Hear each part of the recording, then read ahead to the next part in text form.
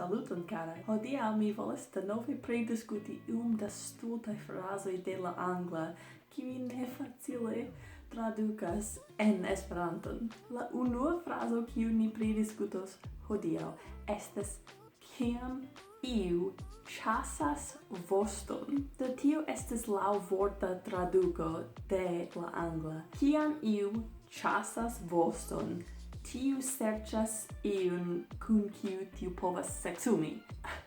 Estas iomete malafabla termino. Kutime estas dirita de viroj kiam ili pridiskutas virinoj. Unu viro diros al alian viron, ĉu vi ĉasas voston? Mi neniam aŭdis ĉi tiun en la reala vivo. Mi nur aŭdis ĉi tiun en filmoj. Mi neniam aŭdis de alia homo. Laŭ mia scio estas iomete malnova frazo. Homoj de jardekoj pasintaj dirus tiun pri virinoj. Do la vosto kiu estas ĉasita estas virino.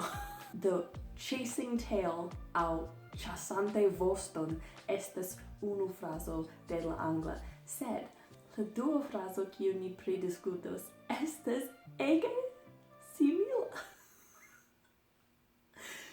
Estas kiam iu chases their own tail aŭ ĉasas sian voston. Do se vi lernas la anglan,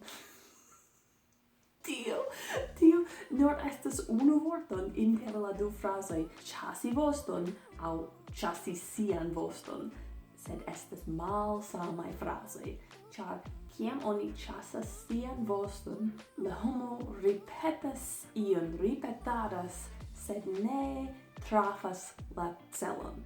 Sed se iu simple ĉasas voston, tiu serĉas homon por kunseksumi. Do tiuj estas ege malsamaj frazoj, sed ili estas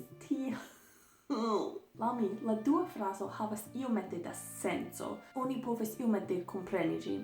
Kiam hundo ĉasas sian voston, li ne faras ion. La hundo ne atingas ian rezulton. La hundo simple malŝparas sian tempon, kiam la hundo ĉasas sian voston.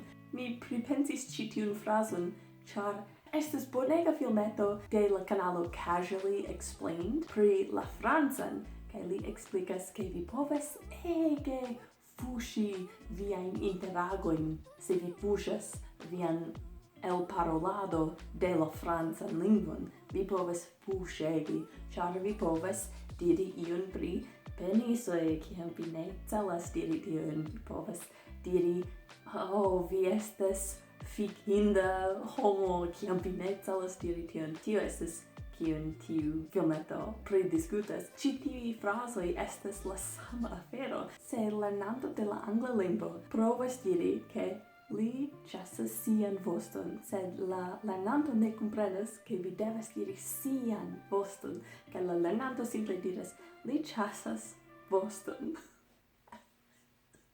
Ĉu vi povus imagi esti la instruisto kiu aŭdas tion? Li faras kion li faras? Mi esperas ke hodiaŭ vi lernis la diferencon inter la du frazoj, kiam iu ĉasas voston kaj kiam iu ĉasas sian voston. Okay, se vi iam devas elparoli tiujn frazojn en la angla, mi esperas ke vi elparolos la ĝusta. Ŝatu la filmeton kaj abonu al la kanalon, tiuj helpas min kreski kaj kuraĝigas min, do tiuj ege helpas min. Kaj mi esperas ke vi estos ĉi tie por la venontan filmeton. Dankon por spekti, kaj ĝis.